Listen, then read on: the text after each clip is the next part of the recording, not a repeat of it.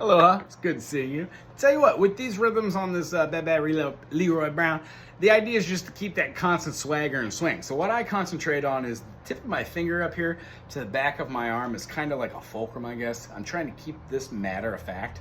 However, my rhythm mostly is divided through the wrist. So if I'm doing 1 and 2 and 3 and 4, my 1E comes from the downstroke of a 1, and then I generally try and do an up. So 1E and 1E and So what happens is my hand keeps on going, and it looks as if my hand's just like wavy gravy or spaghetti, wet spaghetti right here.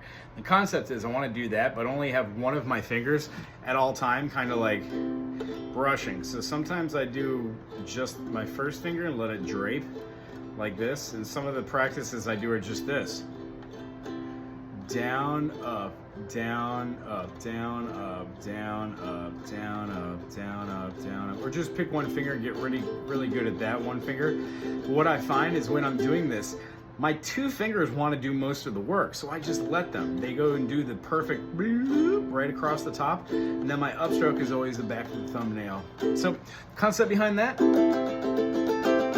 I get it going right here where it feels comfortable, then I take it up towards the top of here if I'm playing a chord. Sometimes it gives me some bearing. I try not to get the flubs where I smack the side here. And then you just get really good at having those. And at a certain point, your fingers become smaller. And it kind of turns into like filing or cleaning, you know, like with the Lysol pledge rag. Ostinato picking is formed at that point. I try and do that same sort of thing back towards the saddle and try not to let my fingies get caught in between the strings there. It's a great way for there. The only weird part about this song is jumping back up and letting the rhythms fall through. The 1, 2, well, the south side. I'm doing all downstrokes of Chicago. Rest there's a baddest part of town. Rest there's a go down if you ever go down. One of the things I was thinking is maybe just try slides. It's a weird concept. Try for every single chord and then find the ones that actually feel well. So like the G would be,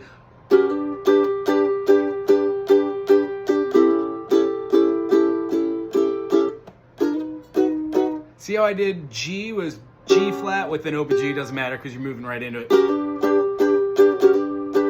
The A is just a A minor 6 and then hammer on to the A7. Shoots, because the C sharp's right there. And then A minor 7 to the A major 7, but it's the A dominant 7, so A7. And then the B7, nice. And then when you do that same movement up to the C, you can move up to a C7 if you want. Doesn't really matter tonally, it just calls for a C, but you can do a C7.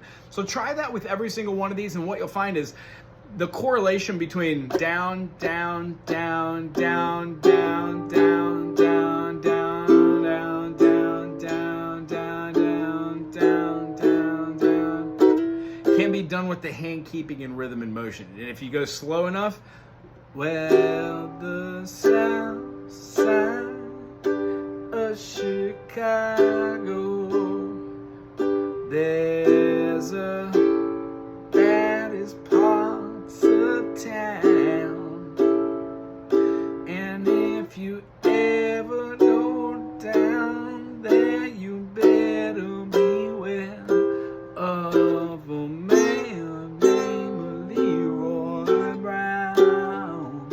And when you practice that concept for the D7 and the G6, in fact, you did a G6 the other day, and that sounds even better than doing a G.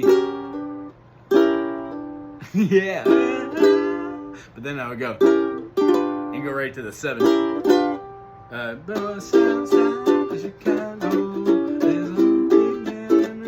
That little swagger I was doing is a tap, tap, taparoo, a tap, tap, taparoo, down, down, down, down, down, down, down, down, quarter, quarter, eighth note, down. Quarter, quarter, eighth note, quarter, quarter, eighth note, quarter, quarter, eighth note.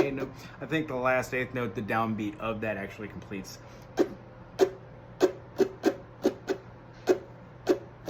You could do either way. You could do 3/4 down, but yeah, it's an eighth note at the last. That's what I do for the whole song. I hope that helps. The rhythm there goes slow, and then next week we're going to work on how to do those hap steps and see if those have any bearing on what we're doing with our fingers over here.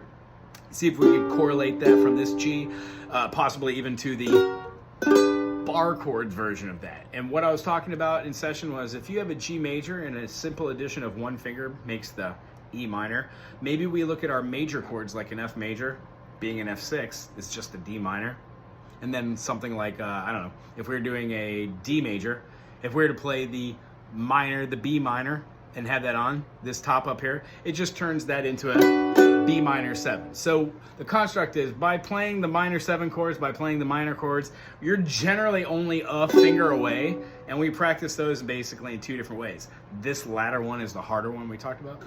I'm still working on those. Right on. It was very nice seeing you. I can't wait to see you next week. I hope everything's awesome. Aloha.